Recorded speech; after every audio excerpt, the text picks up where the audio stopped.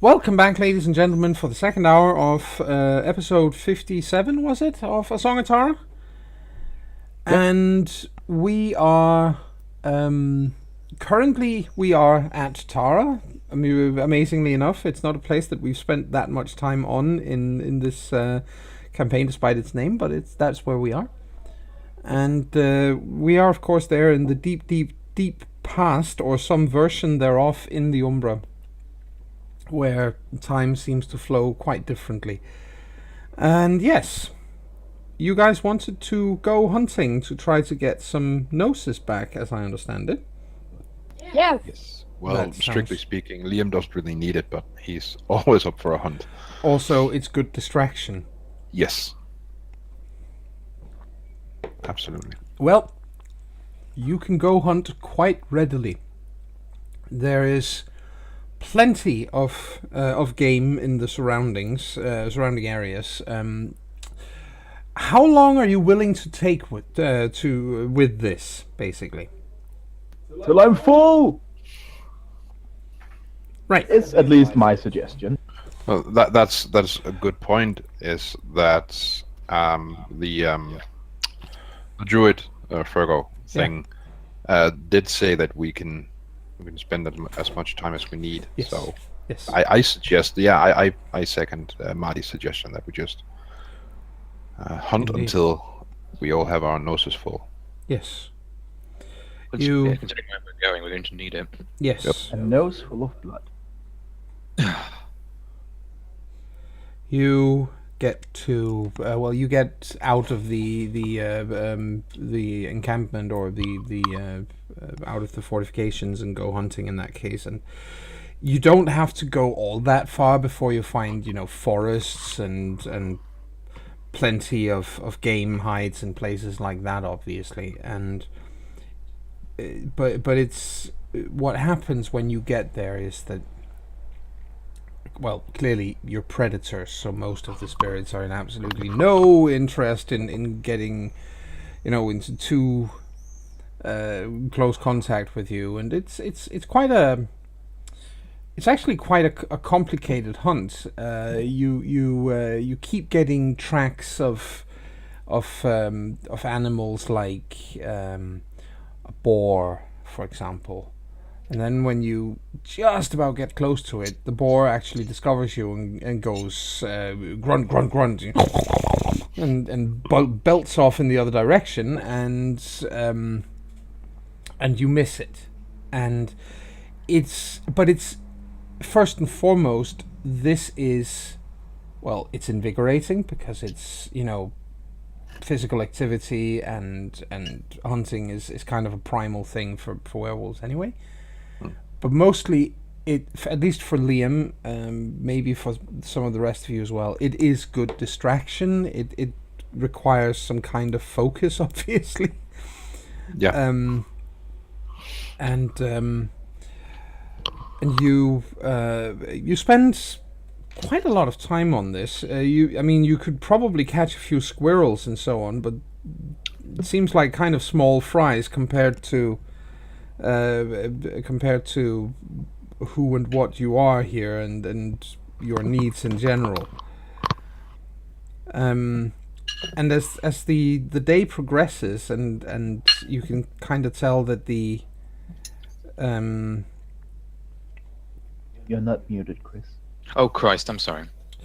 so you can kind of tell that the day is well, it's getting late in the day, and then you still haven't actually caught anything major or large game of any kind. And then you get to a clearing in the in the woods, and there's there are a couple of fallen trees, obviously, but that's about it. But you can see the sky above very clearly. There's a very, very large oak standing here, and people have hung things on the oak. There are various little pieces of leather string from the branches, where people have tied small objects and hung it on the tree. Curious.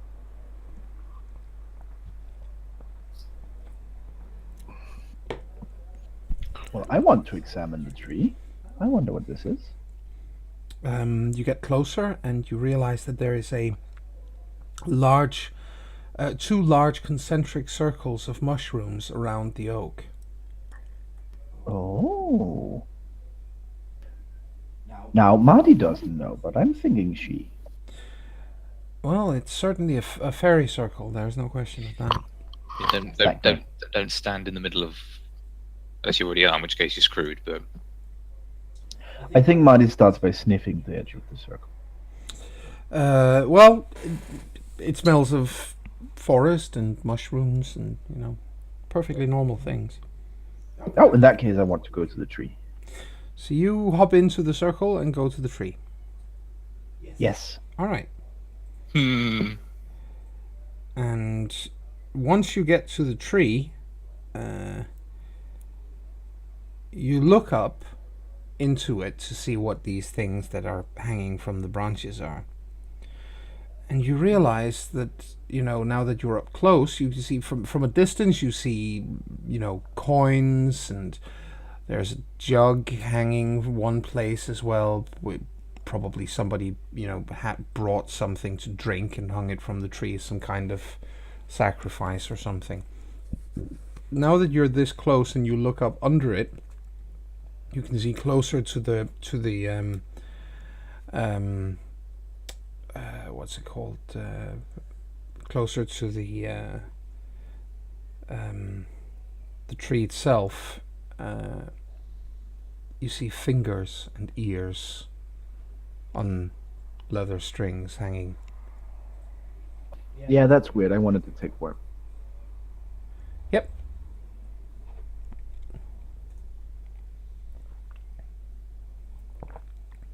So my highest is a 9. Yes, that's fine. No worm taint. Well, that's reassuring. So it's just a morbid tree. And yeah, you stand there and and look at a whole bunch of, well, body parts, small as they may be, digits, toes, noses, so on. But yeah. Well, I think Marty looks at it for a while and then decides, well, that's weird, and returns to the rest of the pack Yes. to continue the hunt. Well, as you do so and you turn around, at the edge of the clearing stands, and none of you had heard this thing arrive.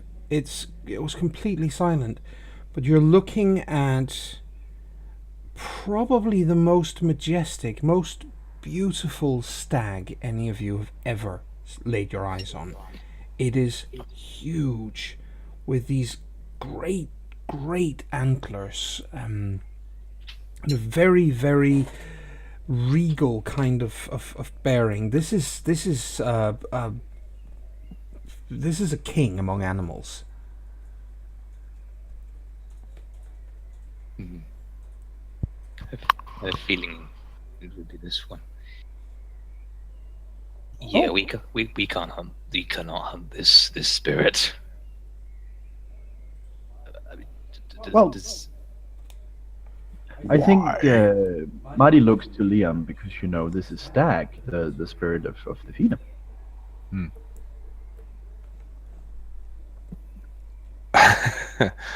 Liam walks toward the stag. Yep, and the stag doesn't move.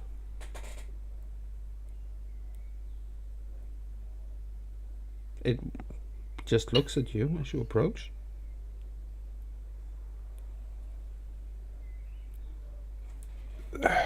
When he gets to the stag, he puts a hand to its what's it called? The nosy part. Yes, the muscle. Oh, that's right, the muscle. Well, it lets you. It doesn't move or shy away. Looks at you with great big brown eyes. And pretty as they may be, they are also quite remarkably intelligent.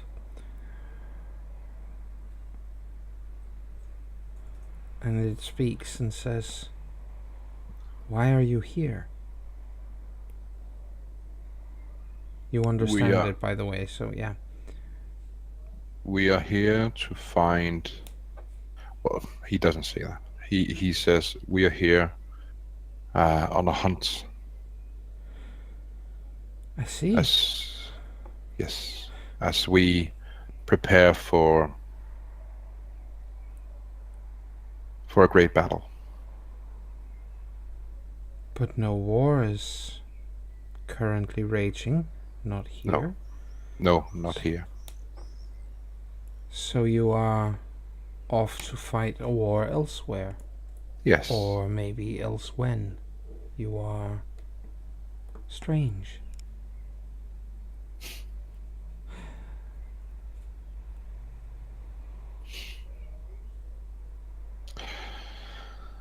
Yes. That is... You carry a great deal of worry.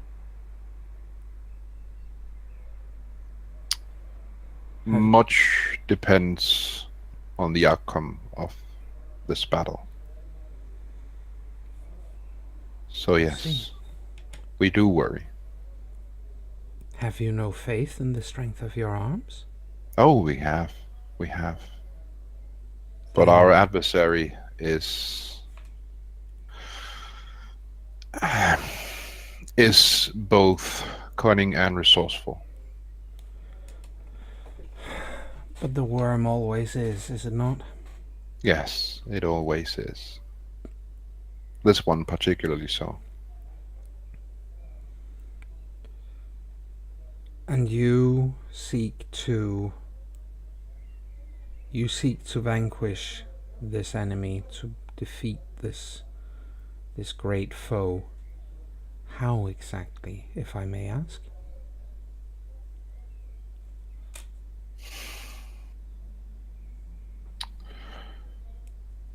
We have a weapon that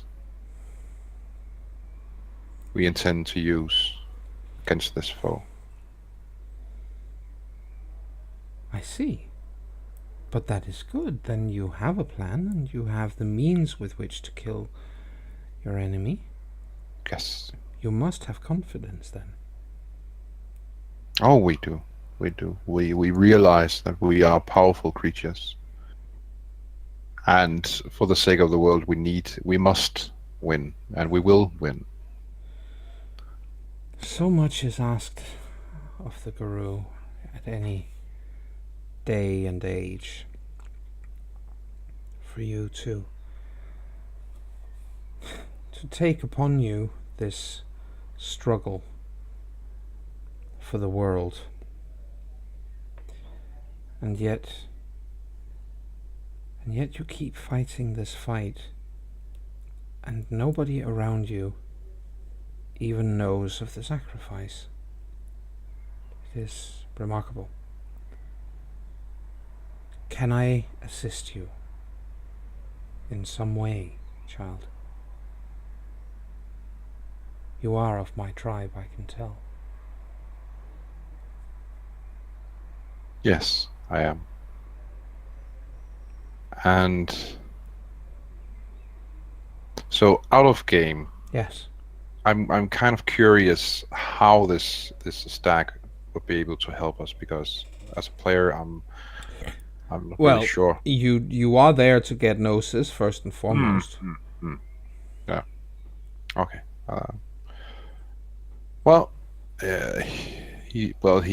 We are here, like I said, to prepare for this great battle. Yes. And we are here to hunt.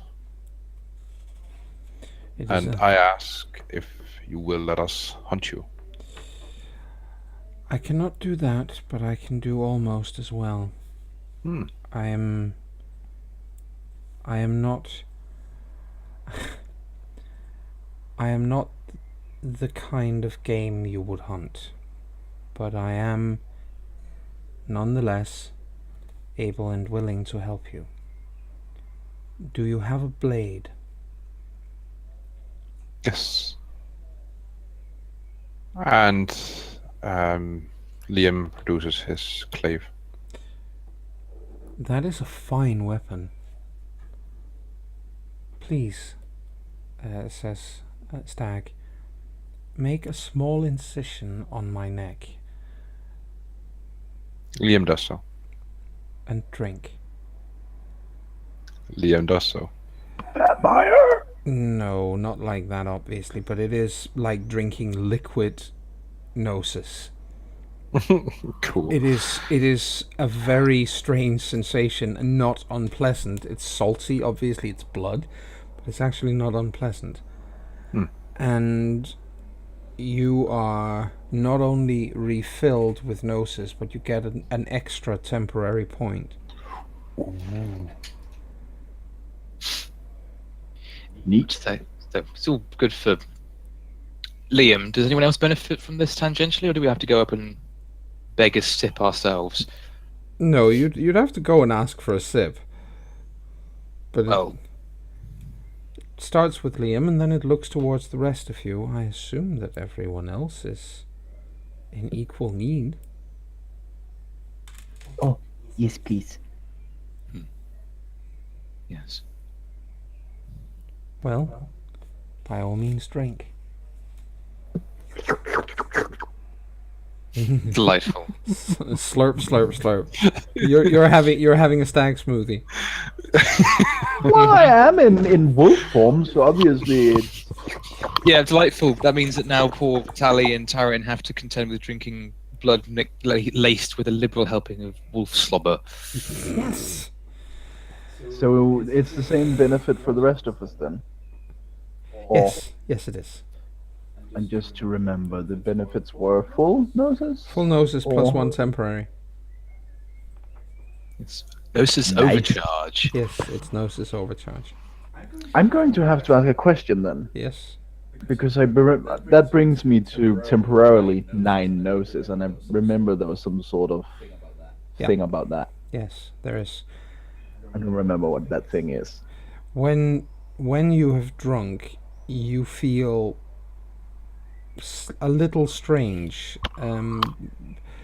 You have a feeling like just for a moment it passes, but just for a moment you have this feeling that this place, this forest, this small corner of the Umbra, to use Fergal's expression, is a better place for you to call home than anywhere else you've ever been. You don't actually want to leave.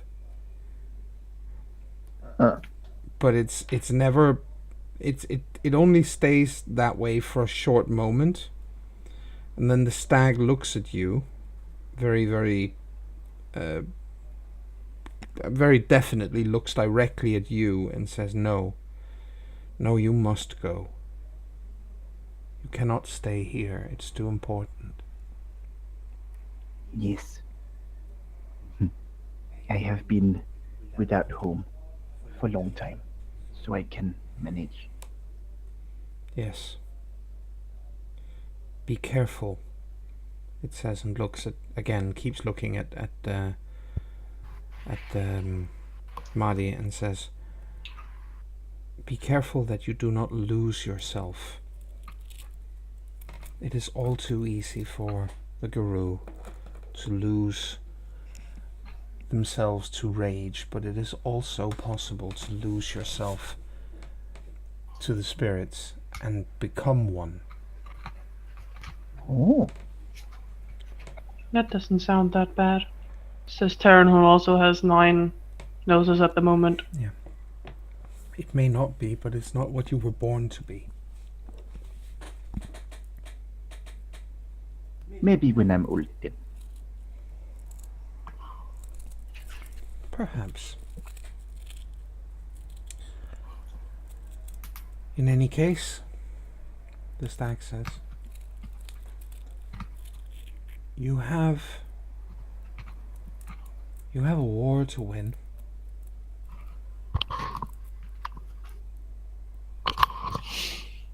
Yes, we do. Then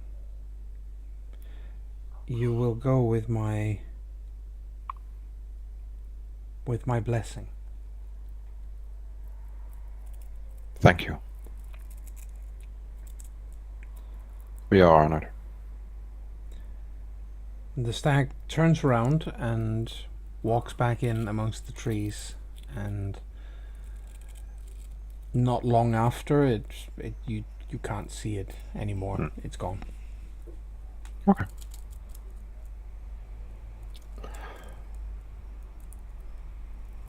Liam looks to the others and says, so,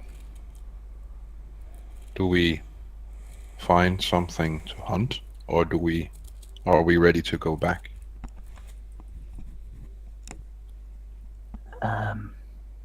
I don't. I'm full on noses. Yes.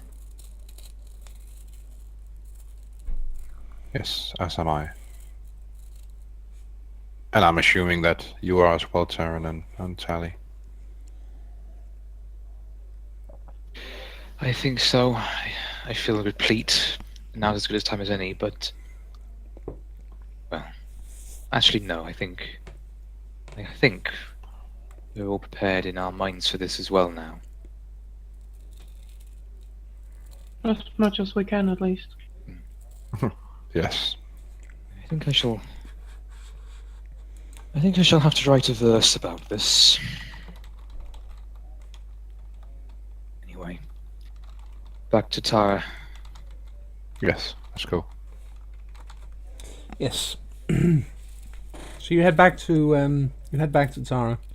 Yes. And you get there, and it's not empty, but there are a lot fewer people when you get back there. The sun is setting when you get back, so presumably people have headed to the long hall or somewhere else, home. Yeah. Well, I suppose we might as well find the druid Fergo then. He is at the stone, and he's not alone there. He's got two other people with him, and they look to be preparing something.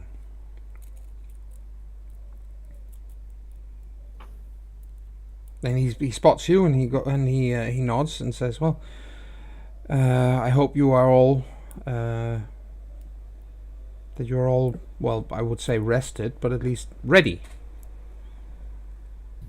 Yes. Good. So am I. He says, and he looks at Tally, and I assume that you have informed your friends of what I told you. I did, and we all seem resolved to it anyway. Good.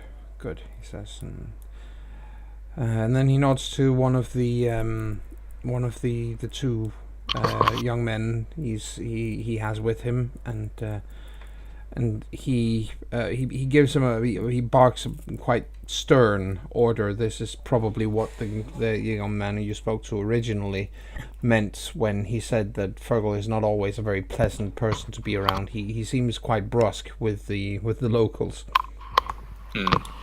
And they bring the man he speaks to nods and dashes off. Comes back a little later with. Well, there are two armed men with him, and between them they drag a bound and, well, not gagged, but a bound prisoner. And the prisoner in question he's a man in his, from the looks of it, in his late 20s. He seems defiant more than anything else. He's not begging, he's not sobbing. He looks he looks at not only at you but at Fergal and at everything around him with the eyes of a man who is absolutely determined to die on his terms, on his own terms. And he looks at Fergal and says, the prisoner looks at Fergal and says, just get it over with. And Fergal nods to all of you, clearly indicating that you need to be ready. And then he starts, he takes out a very long single-edged dagger, and he draws some sigils in the air with this thing. It forms almost, it glows. The shapes that he draws in the air, they glow where he draws them, and some of them, after they've glowed for a little bit, these shapes burst into flame, and when they burn out, there's blood dripping out of the air in the shape of these strange symbols that he's been drawing. He moves around the prisoner and does this on all four sides of him, and then he looks at the prisoner and says, "What is your name, prisoner?" And the prisoner straightens his back and says, I'm Duncad McGrath, father of two, and they will come for you one day. And Fergal nods and says, they might, and I'll be ready for them.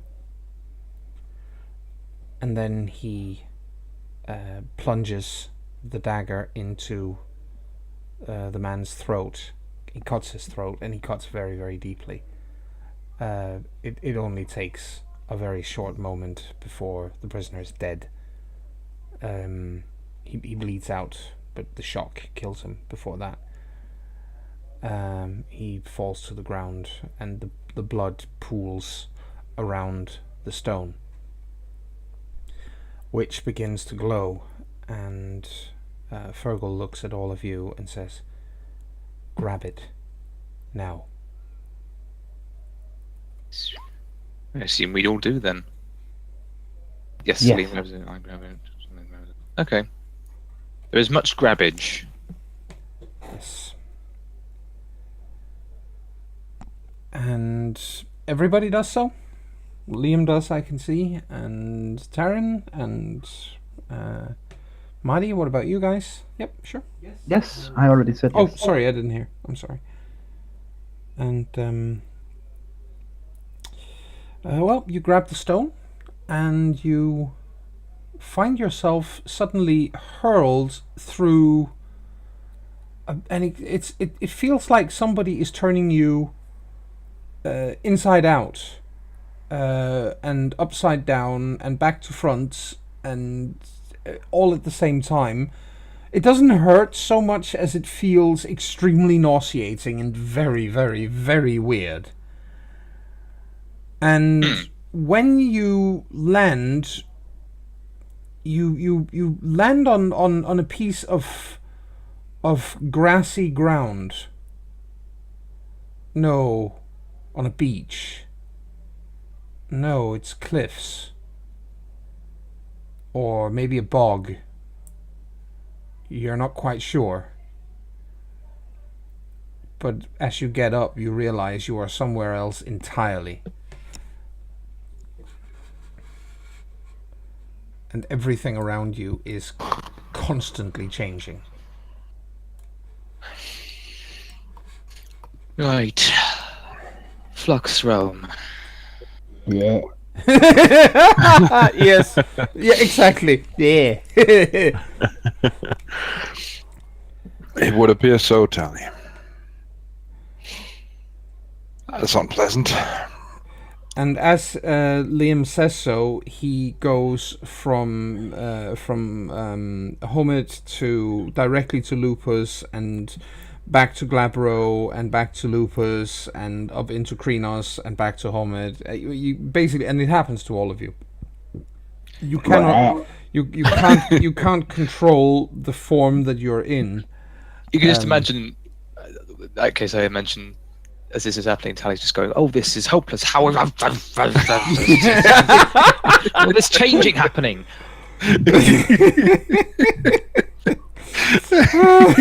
That's actually rather good. Yeah. You are standing on a field of flowers, and before your eyes, you see a mountain rise.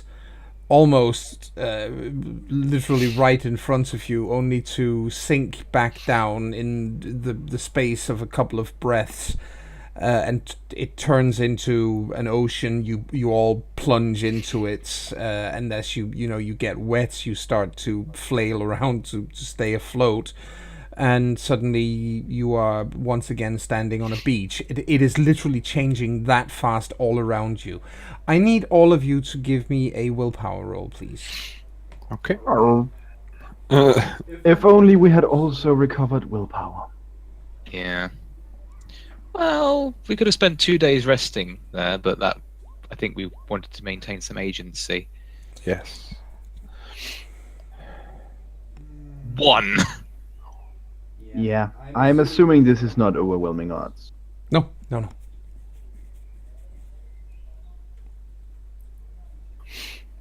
Oh. Yes. Okay, if I just continue rolls like that, everything will be fine. Yeah. Tally and yeah, you're all good. You're all good to a greater or lesser extent, but you're all okay. You get some measure of control over your thoughts because it's obviously this is highly confusing, and not to say, quite frankly, it's terrifying because the ground you stand on changes every few moments.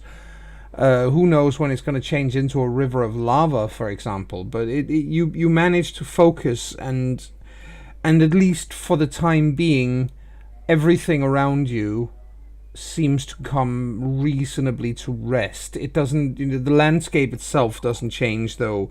The flowers sprouts and die out very quickly, but the basic landscape stays the same. Okay. We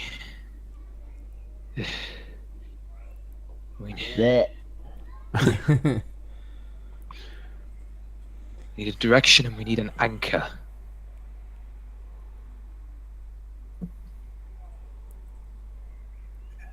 And where do you suppose we find an anchor? What do we use as an anchor? I don't know. A spirit that can exist in this realm somewhere, or maybe we just think about it really hard, like we did a minute ago. Oh, we could probably have made an anchor before we got here.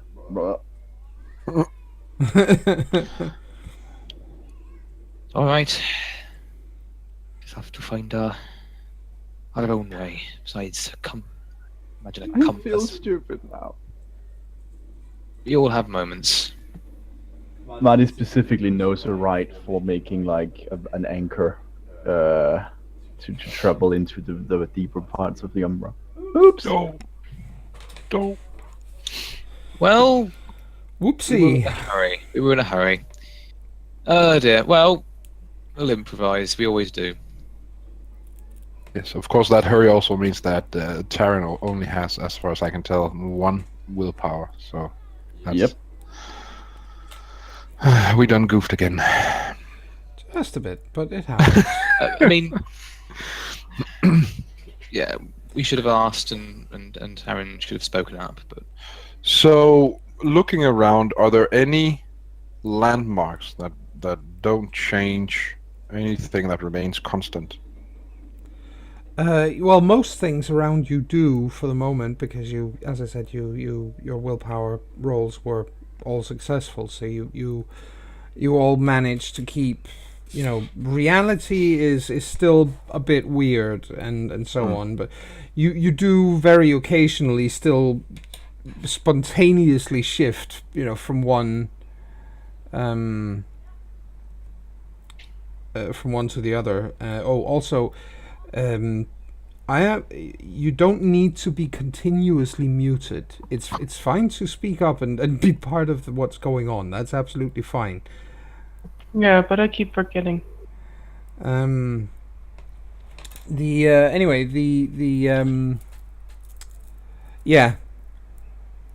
as you say, you gone done fucked up.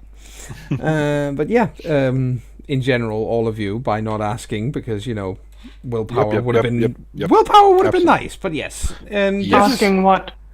this is now the situation you are in. I think Tally, what he wrote in the chat there was he was referring to you having all of you having messed up by not taking time to get a few days rest and some willpower back. Yes. Exactly. But there you go. In any case, you keep walking for a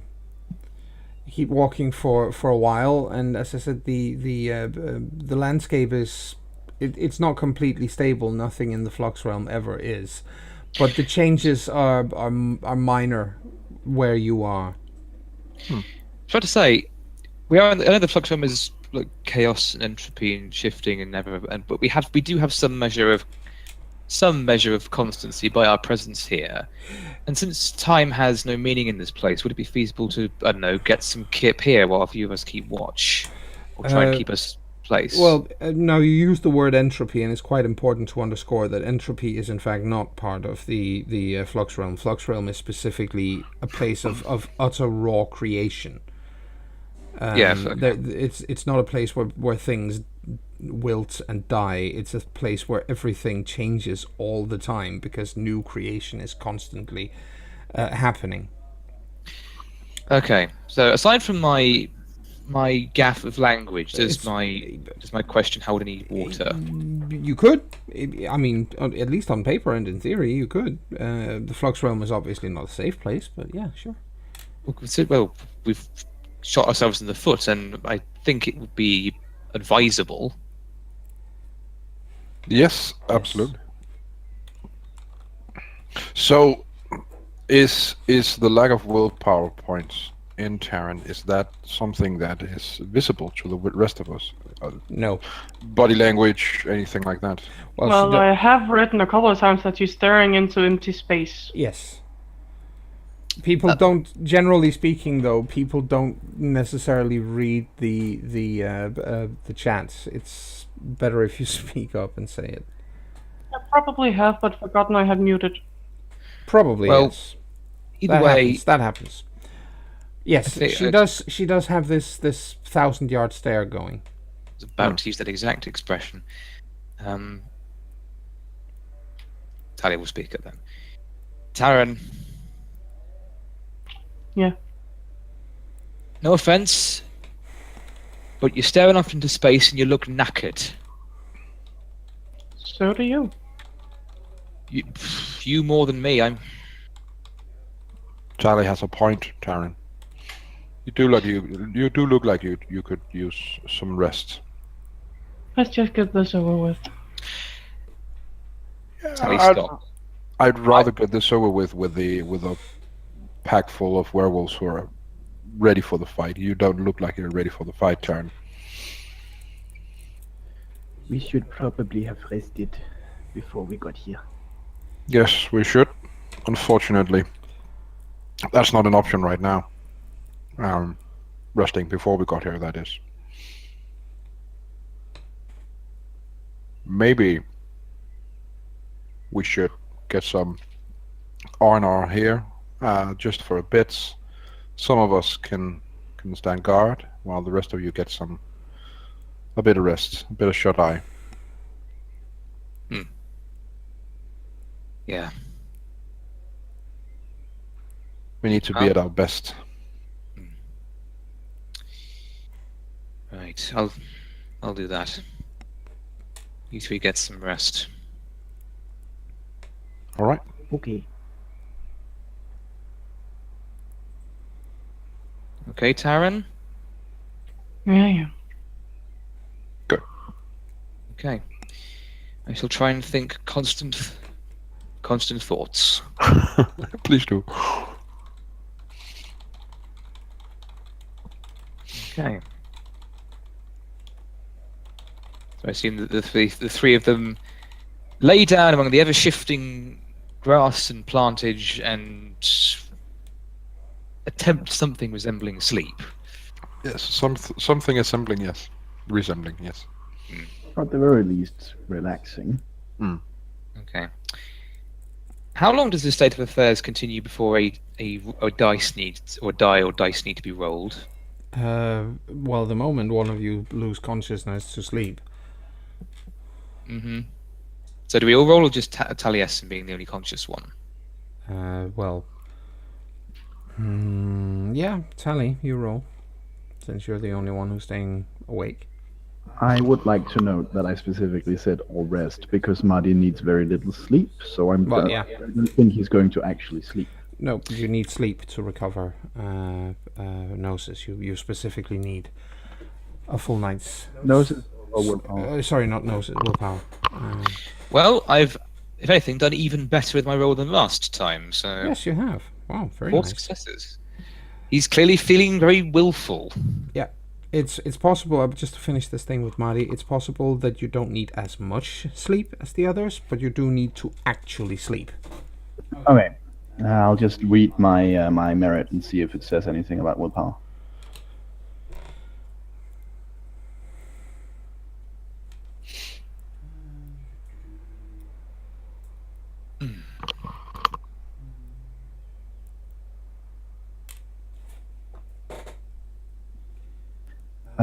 No, it does say, however, that I will only need, where people might need 8 hours of sleep, I can do with a few hours. Yeah, so, if you get a couple of hours of sleep, then that'll be fine. Yes, and I suffer no penalty for being awake for extended periods of time. Nope. Not a problem. You get a willpower point back that way. Everybody who rests get a willpower point back. And while you do so,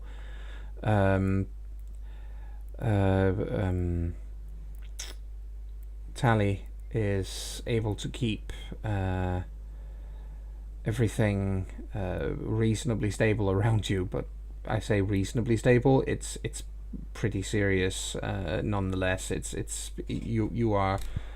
You are truly exhausted by the time that the others wake up, because it feels like you've basically had to focus to keep reality real around you.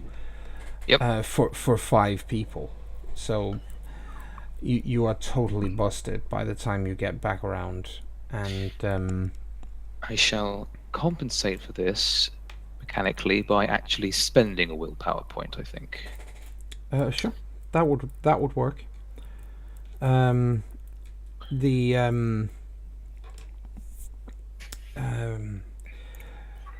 you guys start to wake up, you all feel in fact, I think that's why you guys all wake up. Madi has been awake for a little while at this time, of course, because he doesn't need nearly as much sleep. But when the others come back around, it's because you can all feel a tremor in the ground. It's constant. It's not out and out violent. It doesn't feel like an earthquake per se, but there is something shaking the ground.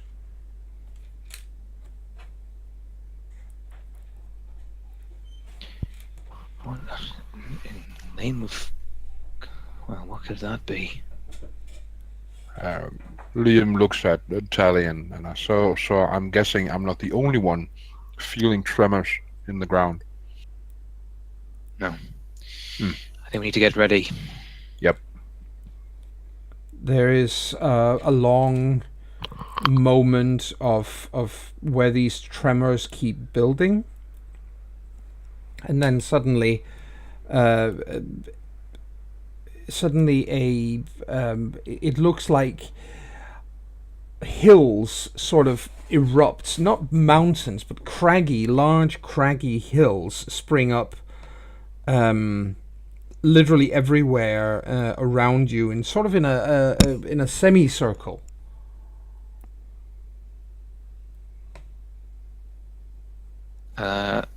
Enclosing us completely? No, but it's, as I said, it's in a semicircle. Behind you, there's nothing.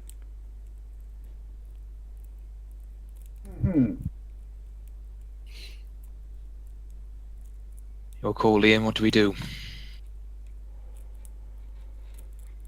Liam then looks at Marty and asks, "Do you sense anything here?"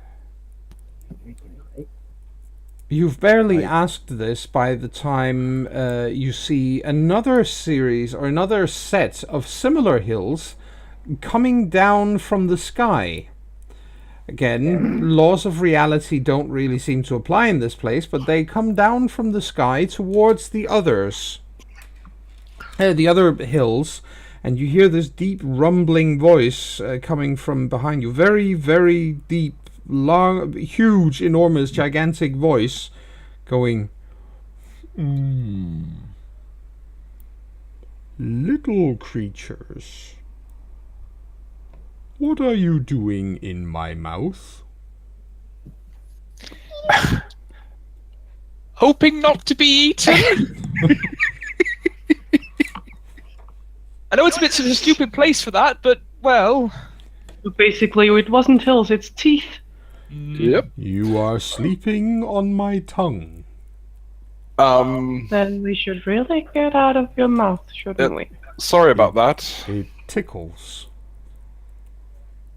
I feel like coughing. Please don't. Uh-oh. You can feel a wind starting to blow behind you. It's growing in strength. I think Liam started running away from the wind and the mouth, as it were. Well, Tally, as he's running and joining him, shouts to everyone, "Prepare to jump!" Yes. Well, Yeah. you guys make it past the hills, at which time you all get caught by the cough, which quite literally knocks everyone ass over tea kettle and flying through the air in rather undignified manners, landing left, right, and center, upside down and on your face and so on. I think while in the air, Marty tries desperate to see if physics have somehow changed to allow him to run in the air. You try to run in the air. Yes. Roll willpower.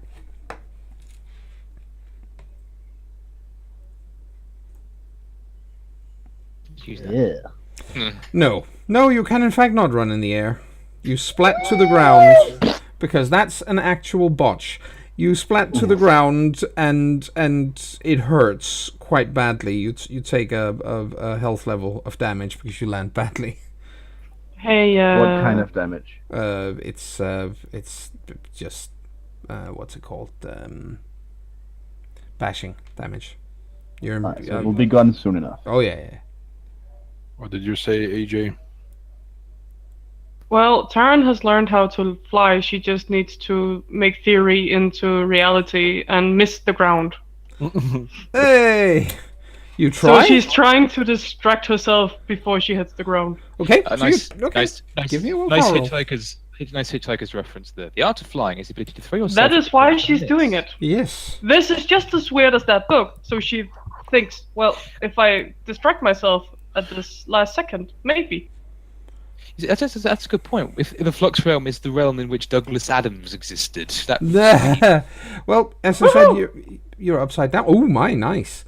Yes, you, all of you, now basically see Taryn hanging, suspended in the air, upside down, but she's not hit the ground. She distracted herself by trying to look at what the hell just coughed her up. Yes, as you're seeing it upside down, but you are pretty sure that you can see these cloud formations that look a lot like eyes. And then there are these enormous hills that move up and down.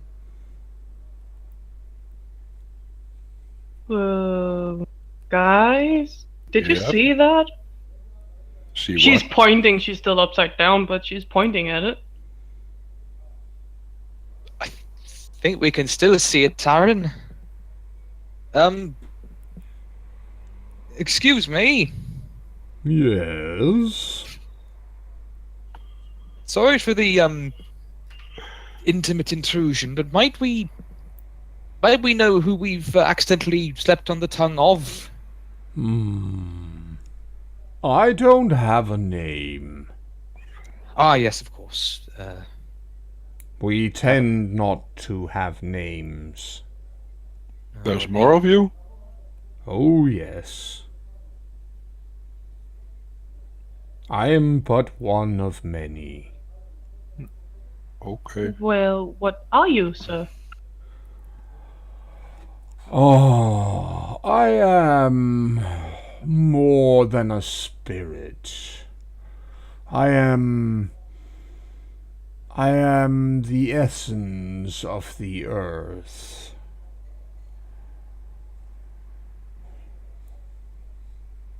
But So you your can. eyes are in the clouds. Well, it pays to have, let us say, the ability to see things slightly from above. Speaking of which, Yes. you wouldn't happen to have noticed anything not of the earth here recently. And by that, I'm not talking about us stepping on your tongue. I'm talking about minions of the worm. No, they never last in this place. They try from time to time, of course. They always do. And then I eat them. Have you eaten anyone recently? No. It's been a while. I think it may have been very recently. It could also be a long time. Or both. Right. Time has no meaning in this place. No. We've come here searching for someone. Yes. I suppose you have. Well, I hope you find whoever it is. Now I am bored. I will go and be somewhere else. And the teeth sink into the ground and the clouds start moving again. It's priceless. Liam, Yep. you're sure this is all real and we're not secretly stuck in a No, I'm not. Hayao Miyazaki film or anything like that? Nope. No, you're completely wrong, Telly. This is Hitchhiker's Guide to the Galaxy. Look, I missed the ground. This is weird, is what it is. Yeah, but now that you've pointed that out, Taryn, you're going to fall. And she does. No, I'm still here. Nope. Told you. Sorry. Shut up, Telly. You're stupid. Yeah. Yes, stupid Tally. Well, since he got bored, we've got to try and find our way through this again. Yes. There's a moment longer. You guys move, where you start moving again, and I say a moment, but it could have been a year, or it could have been 10 seconds. You guys realize around this moment that you really have no concept of time. None. With everything in the distance, even though things are reasonably calm and quiet around you, with things changing in the far distance, mountains exploding out of the ground, then vanishing and turning to dust. This is like watching a time-compressed National Geographic's program about how Earth developed. from over millions and millions of years. It's exactly like that, and it's terrifying. It's also incredibly fascinating. It's surreal. It feels like a bad acid trip, if any of you had ever been on that sort of thing. But it's one got to. it's really, really, really weird. Even by Guru standards, this place is maddening, and you can feel now. You've spent hours here. At least you're certain that you have. You slept. You could have slept again. You're starting to lose focus on whether you slept for an hour or 10 hours or 2 years or 5 seconds or not at all, or am I really here? Who's eating this chicken? It's that. It's Yep. this is starting to grind on everyone's sanity. And we are going to deal more with that when we come back after this break. So don't go anywhere.